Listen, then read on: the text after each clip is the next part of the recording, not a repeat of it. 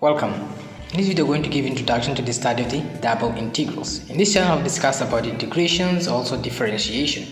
And about integration, we know that we have to represent it by this symbol, in which we are going to have two limits, let's say a to b of a certain function, for example, function of x dx. We have also seen that integration and derivative or differentiation are two opposite operations. So what happens is that if we have a certain function, let us say for example you have some function g of x, if you do the differentiation of this function, actually what you're going to do is, by differentiation of this function, is you are moving a step ahead, and then you're going to get here some function, let us say gx plus.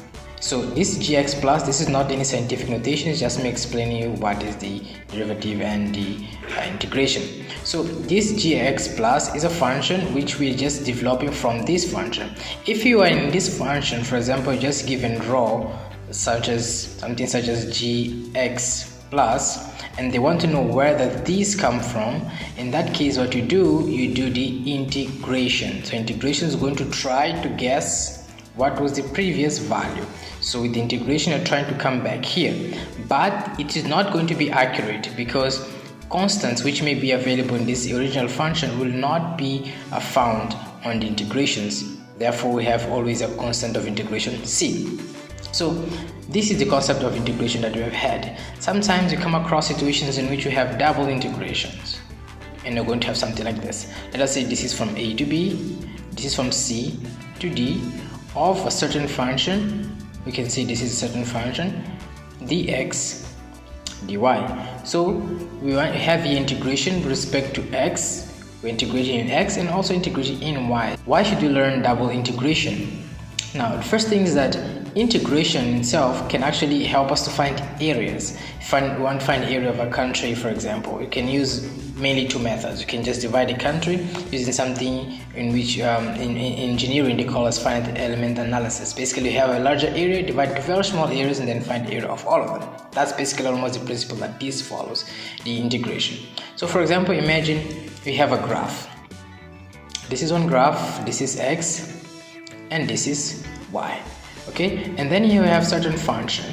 This is a certain function, and this function, as you know, this line is straight, is a function y, but here we know that y is equal to 5, and this is 0, and this is the x-axis. For example, this is your point 1 and this is your point 4. Okay, and then we have here a certain area between this. Let's take this as 4. Okay, yeah, we have a certain area here. We have this bounded area here. Now if you want to find the area here, if you want to find this hashed area, there is just one way which you can do this thing. You know the formula to find the area of a rectangle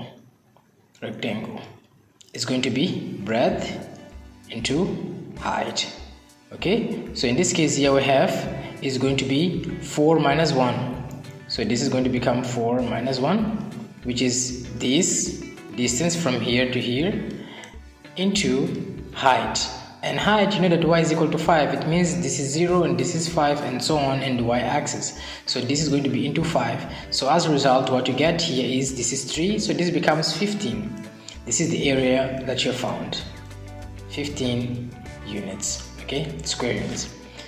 We can also find area of this using the integration. So how we do this is this integration of, we have certain limits. If you see here in x, this x starts from 1 and goes up till 4, so we have limits from 1 to 4 because this area is in between here. And then now we have to write here the function, which is this f of x here. Our function y in this case is a constant, so y, and then I'm going to put here dx because what is changing here is x. Attention, these are the limits of x. This is very important to understand the double integration, that these limits here are of x, that's why we're having here dx.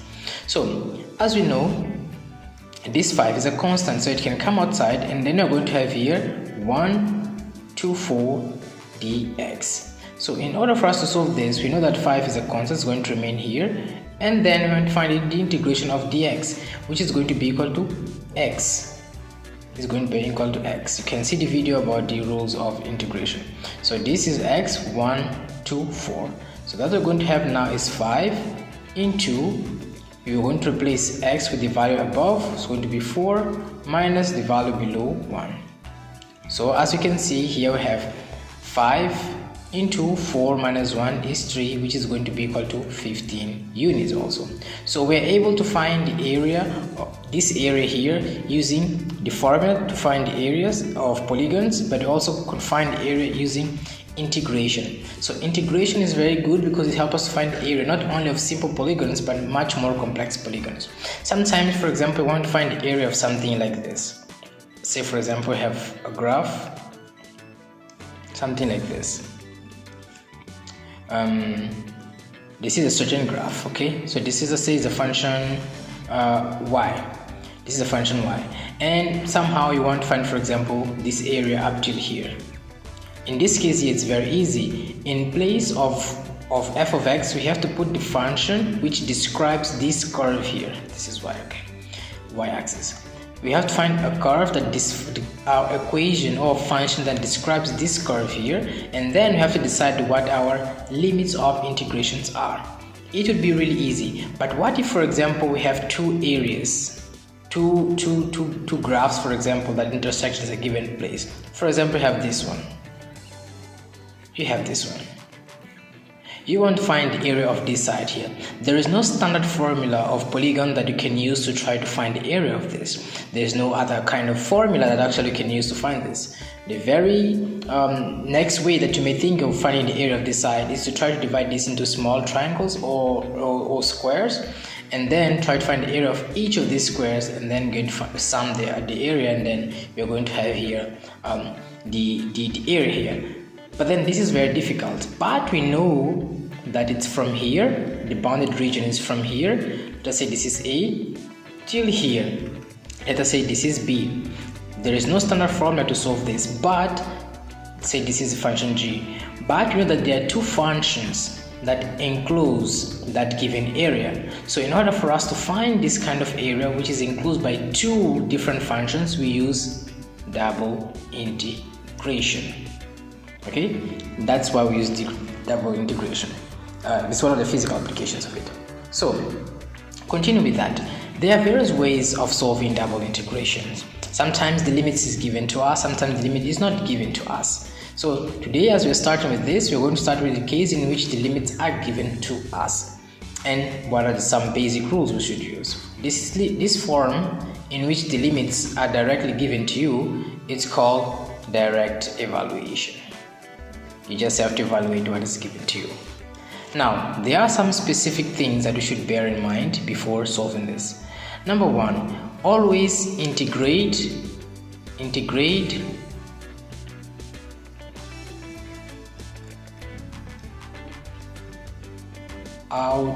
outwardly. Integrate from inside out. This is the first thing. So you're moving outwards. And then the next thing you should know is that sometimes these integrations, they have limits. These limits can be constants and can be also functions. Now, if limit is function of, let's say for example, the limit is a function of x, so therefore integrate with respect to y, and vice versa. And the last thing that you should remember always is that if you have, for example, limits of integration which are constants, okay, therefore you don't have to follow these rules here. You can solve individually. Okay, not good handwriting. Yeah, you can solve individually. Okay, so let's go for the first example. Imagine you are given something like this. We can say, for example, you have integration from 0 to 1 of integration from 0 to x of a given function x squared plus y squared dx dy. As you can see here, this function here has x and y, and therefore it's giving us double integration. So the first thing that you should understand is that according to our rules here, if you see this integration and this integration, one of them has constants and another one has a variable in its limit, which is this one.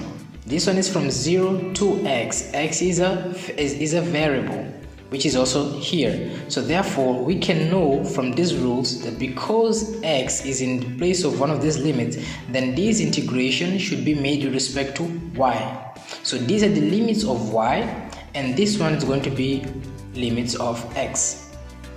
Okay, so in this case, what do? We have to solve always first what has a variable on its limits. In this case, it's going to be this integration or this integral with y, because it has a variable on its limits. So how do you solve this? We come here. So the first thing that we should do is that because we're not going to solve this, it's going to remain. So integration is going to be equal to, this is going to remain 0 to 1. This is in terms of x. Then now we start solving our integration. So this is going to be 0 to x, which is in terms of y. Of the function, we cannot separate this function here, okay? So it's going to be x squared plus y squared, but here we're going to put dy, and then we are going to close, meaning that after we have found this integral here, we are going to find integration of whatever the result will be with respect to x. Okay, so this is going to be equal to, this is going to be 0 to 1, and here you have 0 to 1, and then you have this. Now it's important for you to remember that this integration here is being taken with respect to y, which means that our x is going to be treated as constant.